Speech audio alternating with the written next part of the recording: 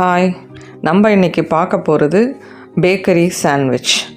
அதுக்கு தேவையான பொருட்கள்லாம் முட்டைக்கோசு, கொடமிளகா, வெங்காயம், பச்சை மிளகா, துருவின கேரட்டு. வாணலில் நம்ம எண்ணெயை ஊற்றணும். எண்ணெயை ஊற்றுனதுக்கப்புறம் வெங்காயத்தை போட்டு நல்லா வதக்கணும். அது நல்லா வதங்கினதுக்கப்புறம் கொடமிளகாவை போட்டு நம்ம வதக்கணும்.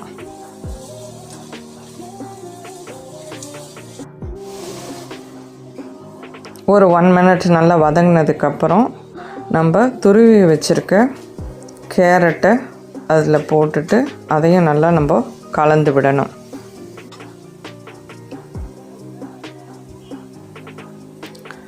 அதுக்கப்புறம் பச்சை மிளகா, கருவேப்பிலை எல்லாம் போட்டு நல்லா வதங்கினதுக்கப்புறம் முட்டைக்கோஸை போடணும். கடைசியாக தான் முட்டைக்கோஸ் போடணும். போட்டுட்டு நம்ம நல்லா கலந்து விடணும். அப்புறம் அதுக்கு தேவையான அளவு உப்பை போடணும்.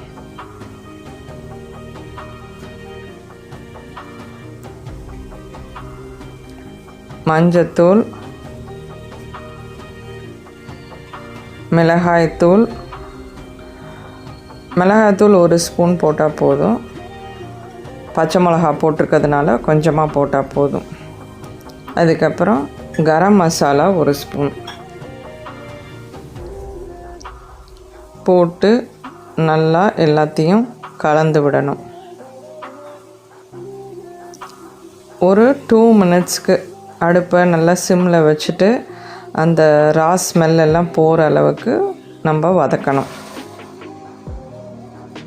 கடைசியாக நறுக்கி வச்சுருக்க கொத்தமல்லியை தூவி கலந்து விடணும். அவ்வளோதான், நம்மளோட சாண்ட்விச்சுக்கு வைக்க வேண்டிய ஸ்டஃப் ரெடி ஆகிடுச்சு. அப்புறம் தவாவில் 2 ஸ்லைஸ் ப்ரெட்டை நெய் போட்டு ஓரமெல்லாம் கட் பண்ணிவிட்டு ப்ரெட்டை டோஸ்ட் பண்ணணும்.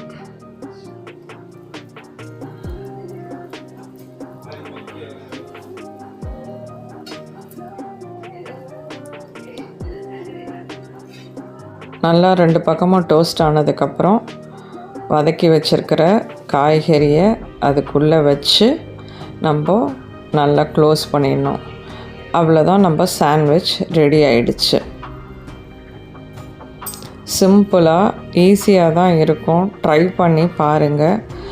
அவ்வளோதான், பேக்கரி சாண்ட்விச் ரெடி.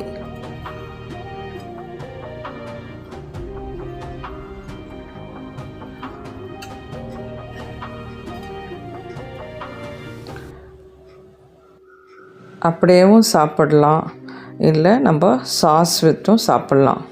ரொம்ப நல்லாயிருக்கும், ட்ரை பண்ணி பாருங்கள்.